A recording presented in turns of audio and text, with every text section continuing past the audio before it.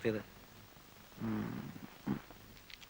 ഇഷ്ടക്കേടുണ്ടായിട്ടല്ല, പക്ഷെ ഇത്ര പെട്ടെന്നൊരു കല്യാണം ഇപ്പൊ തന്നെ പോയി കെട്ടണ്ട. ഉറപ്പ് കഴിഞ്ഞ് നിശ്ചയിച്ച് മുഹൂർത്തം കണ്ടുവച്ച്. അതല്ല, സിനിമാക്കാരെപ്പോഴാ വിളിക്കാന്നറിയില്ല. ഞാൻ പെണ്ണ് കെട്ടിയവനാണെന്ന് നാനയിലോ ചലച്ചിത്രത്തിലോ മറ്റോ ന്യൂസ് വന്നാല് എന്റെ ഇമേജ് ഇടിയും. സ്ത്രീ ഓഡിയൻസിന്റെ ഇടയ്ക്ക് എന്റെ മാർക്കറ്റ് പൊളിയും. ഇവൻ വിട്ടിയാന്ന് ഞാൻ പറയുമ്പോ നീ വിശ്വസിക്കാറില്ലല്ലോ. ഇപ്പൊ എന്ത് തോന്നുന്നു? ദൈവകൃപ കൊണ്ട് ഒരു സിനിമാക്കാരനും ഒരു കാലത്തും എന്റെ നിന്നെ വിളിക്കുകയില്ല, അതെനിക്ക് ഉറപ്പാ. ചിലപ്പോ വിളിക്കുമായിരിക്കും. എടാ, സ്ഥിര വരുമാനമില്ലാത്ത നിന്റെ കൂടെ പെണ്ണെ അയക്കുന്നതിന് ആ വീട്ടുകാർക്ക് സ്തുതി കൊല്ലണം. നാടക ലോകത്ത് എനിക്കുള്ള പേര് ചേട്ടൻ അറിയില്ലേലും അവർക്കറിയാം. ഞങ്ങളുടെ വയലേലകളിൽ കിളികൾ പാടുന്നു എന്ന നാടകത്തിന്റെ വീഡിയോ കാസറ്റ് ദുബായിൽ ഇറങ്ങി. അത് അവനും കണ്ടിരിക്കും, ചുമ്മാ അതൊന്നും അല്ല. ആവശ്യമില്ലാത്ത കാര്യങ്ങൾ പറഞ്ഞപ്പോ സമയം കളയണ്ട. പ്രേമന് ഇന്ദുവിന് ഇഷ്ടമാണോ അല്ലയോ? എടാ, 2 കല്യാണം ഒരുമിച്ച് നടത്തിയ ചെലവ് അത്രയും കുറയും, അതുകൊണ്ടാ. അതല്ല, സിനിമയിലെ ചാൻസ്. വണ്ണാൻ കട്ടി ഒന്ന് പോടാടും. ചേട്ടൻ ചൂടായിട്ട് കാര്യമൊന്നുമില്ല.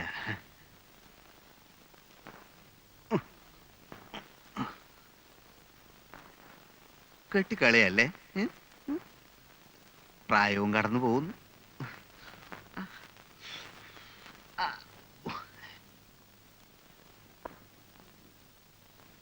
എങ്ങനുണ്ട്? രമയ്ക്ക് സ്വർണം വാങ്ങിക്കാൻ പ്രോബ്ലം വേണ്ടെന്ന് കാശെടുക്കണം എന്ന് അച്ഛൻ. ആ വേലാതി കിടയില അവൻ ഒരു ഇളിഞ്ഞ പോസ് കാണിക്കല്. പണം എടുക്കാതൊക്കൂ. ബാങ്ക് ഉദ്യോഗസ്ഥന്റെ പെങ്ങളാവുമ്പോ അല്ല, അതിന്റെ ഒരു വെയിറ്റിൽ വേണമല്ലോ രമയെ പന്തലേക്ക് ഇറക്കാൻ.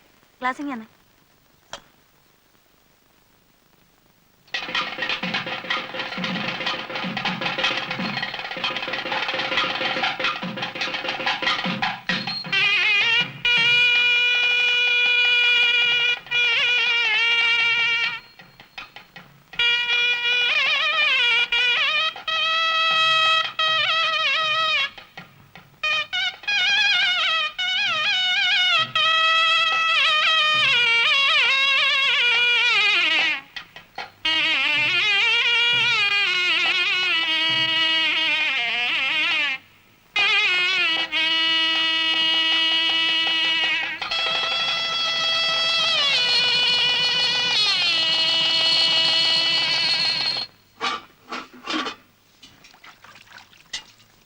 ആ പാത്രം കൊണ്ട് മാറ്റി വെച്ചേ.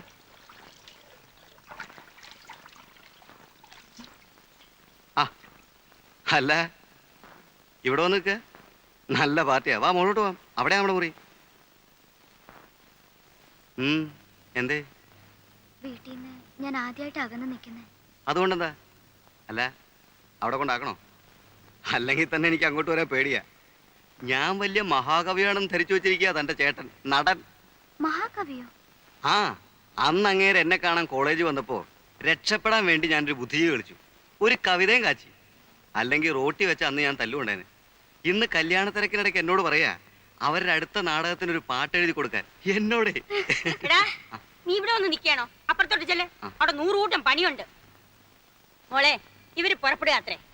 കേട്ടോ ശാരദേ, ഈ കുട്ടിയ എന്റെ മരുമകളായിട്ട് വരാൻ പോകുന്നു പറഞ്ഞപ്പോ പലരും ചോദിച്ചു, എന്താ ഭഗീരഥമേ നിങ്ങൾക്ക് വേറെ ഒരു ബന്ധവും കിട്ടിയില്ലെന്ന്. കാര്യം സ്വത്ത് കുറച്ച് കുറവായിരിക്കും. ആയിക്കോട്ടെ, അവന്റെ ഇഷ്ടമല്ലേ ഞാൻ നോക്കേണ്ടത്.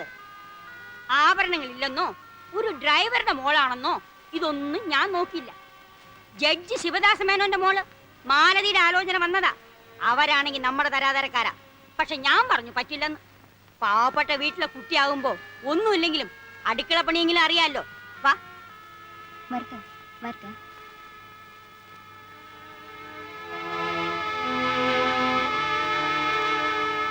എഴുതിയോ?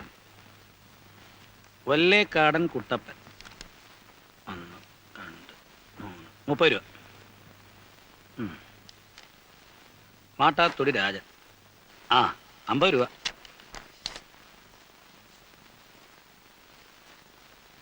കുന്നുംപുറത്ത് കൃഷ്ണൻകുട്ടി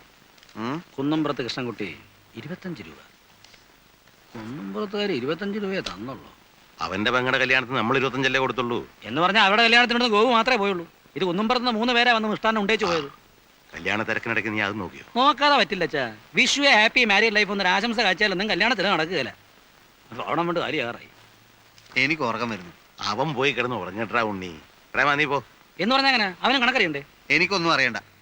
എടാ ഗോപു, നീ ഇരുന്ന് എഴുത്. വേണ്ട, ഞാൻ എഴുതാം. നീ വരുത്ത് പഠിക്കടാ. വേണ്ട, ആരും സഹായിക്കണ്ട, ഞാൻ തന്നെ എഴുതിക്കോളാം. വീട്ടിലായാലും ബാങ്കിലായാലും കണക്കെടുത്ത് നമ്മുടെ ഇടയിലേക്ക് തന്നെ. ഒന്നുമില്ലേ?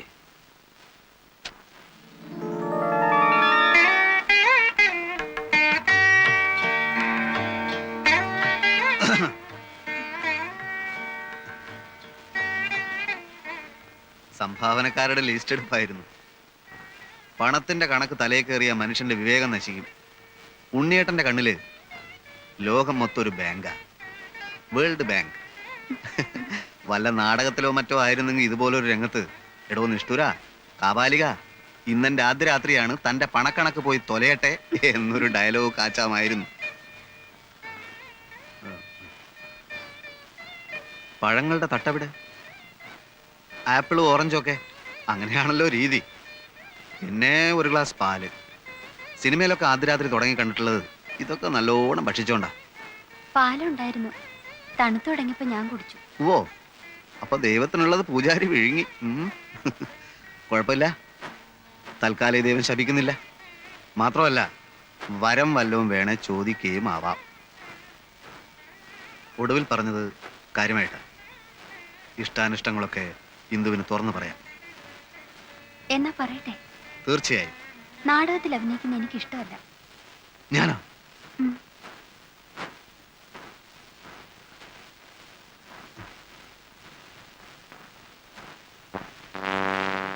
ആദ്യ രംഗത്ത് തന്നെ ആന്റി ക്ലൈമാക്സ് വേണോ എന്റെ ഭഗവാനെ?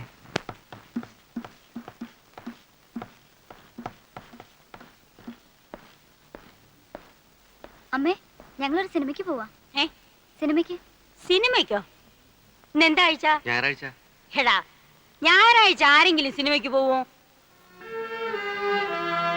ഞായറാഴ്ച സിനിമയ്ക്ക് മുടക്കൊന്നുമില്ലല്ലോ. അതല്ല മോളെ, ഭയങ്കര തിരക്കായിരിക്കും. ആ തിരക്കിനിടയിൽ ക്യൂ നിൽക്കാനും ടിക്കറ്റ് എടുക്കാനും എന്റെ മരുമകള് ബുദ്ധിമുട്ടുന്നത് എനിക്ക് സഹിക്കില്ല. നിങ്ങൾ നാളെ പൊയ്ക്കോ, വേണമെങ്കിൽ അമ്മയും വരാം. എന്നാ പിന്നെ നമുക്ക് നാളെ പോവാം. ആ, നാളെ ഉച്ച കഴിഞ്ഞ് മാറ്റിക്ക് 3 ടിക്കറ്റ് ബുക്ക് ചെയ്യും. ചെല്. ജ്ഞാനത്തിൽ ആയവർ തൻ ഗുണത്തിൽ മറഞ്ഞ ഈ ശക്തിയെ അങ്ങ് കണ്ടാൽ.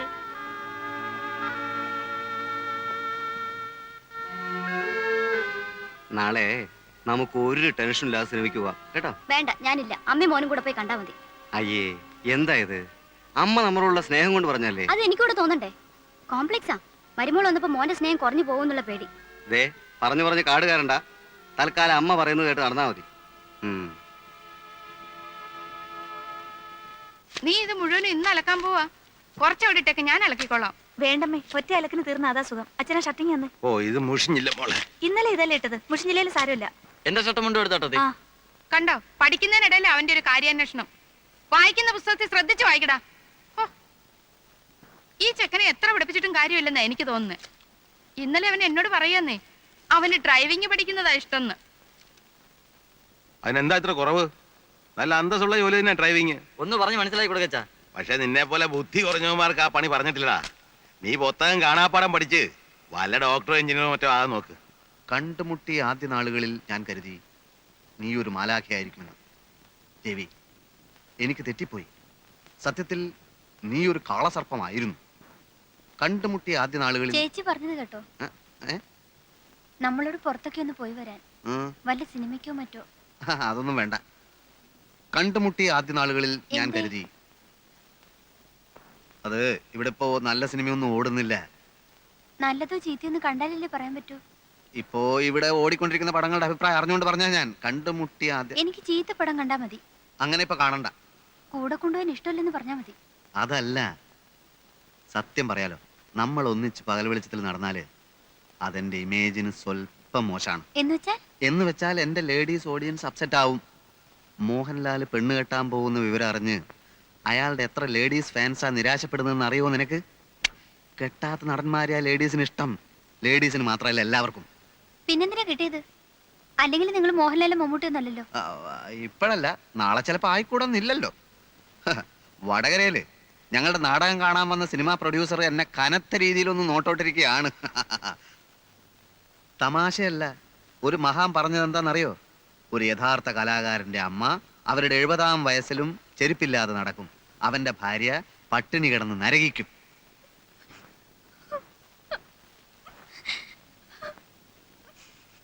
ഇന്ന് ഒരു ദിവസത്തേക്ക് ഈ തത്വമൊക്കെ മറക്കാം. മുഖം വീർപ്പിക്കണ്ട. ഉച്ച കഴിഞ്ഞിറങ്ങാം. ഒരു കറക്കം, ഒരു മാറ്റിനി. ചെല്ലു, ഒരു ചായ ഇട്ടുകൊണ്ട് വാ. ചെല്ലാൻ.